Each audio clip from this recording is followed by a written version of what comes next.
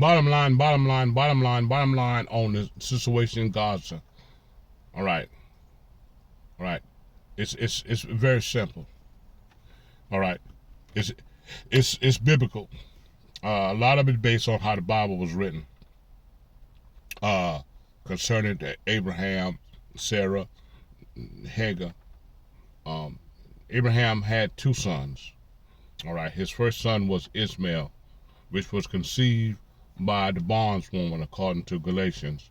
Uh, uh, and then later on down the road, he had Isaac. Sarah couldn't conceive, so she convinced Abraham to go into Hagar, and Hagar conceived and had a child by the name of Ishmael. On down the road, God blessed Sarah's wombs, and she was able to conceive, and she had Isaac. Isaac had two sons, Jacob and Esau. Jacob went on to be called Israel. Jacob had 12 kids, which became the 12 tribes of Israel. The bottom line is that Ishmael descendants, since Ishmael was Abraham's first child, all right, is claiming rights to Israel. All right, the descendant of Ishmael is claiming rights to Israel, which is the Palestinian. The Palestinians came from the seed of Ishmael. All right. The Israelites, the ones that in Israel call themselves the Israelites, claim that they are the descendants of Isaac, and they have rights to the land. Okay. But they don't want to share it with the descendants of Ishmael.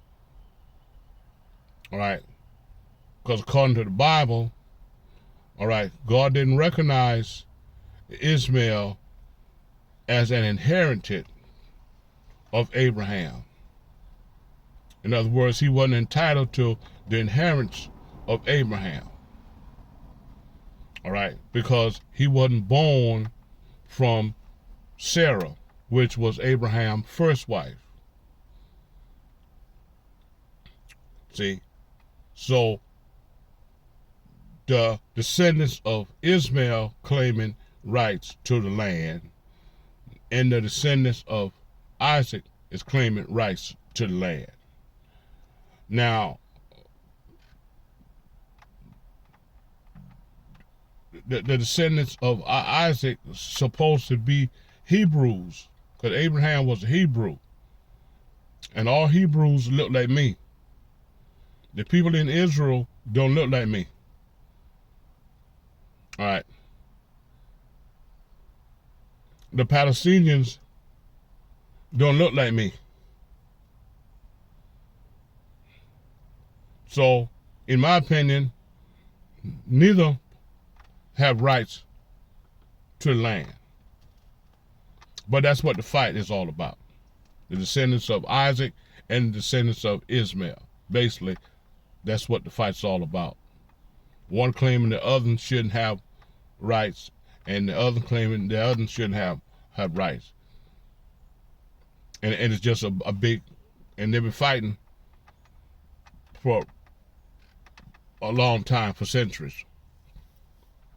All right, and then another thing played in the situation is oil.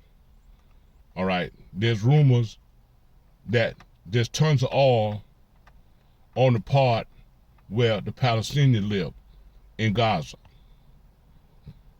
So what is happening now is that the so-called Israelites, all right, is trying to wipe out the Palestinians completely. They're trying to wipe them off the face of the earth. All right, because who is suffering? The children, women and children is being killed. There's more women and children been killed than so-called Hamas soldiers. Right. So the fight is against the Palestinian people, not so much Hamas and Hezbollah and all of that BS. That's the bottom line. All right. I don't agree with what's happening over there. I'm not down with it. I'm sorry. I live in America, and my tax dollar is helped to pay for it because I'm still a working class citizen. At 70 years old, I still work. All right, but I ain't down with the war. I ain't down with the war in Gaza, and I'm not down with the war in Ukraine. But it is what it is, and that's all I got to say about that. All right, that's all I got to say about that. But I will say this: I don't think Israel will be victorious. All right, I think all of those Muslim countries over there, all right, will rise up against Israel, including Saudi Arabia.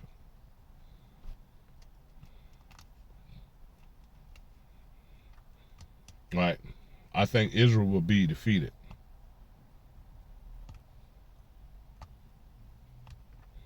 The United States is backing Israel, and they're backing Ukraine.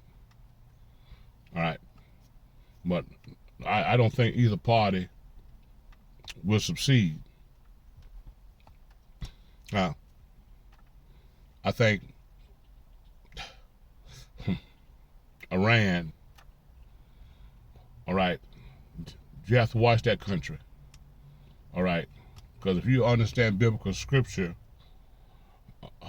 Iran is going to play a big part in this war. And the Bible said that a small nation from the east will rule, dominate the world. And that's all I got to say about that.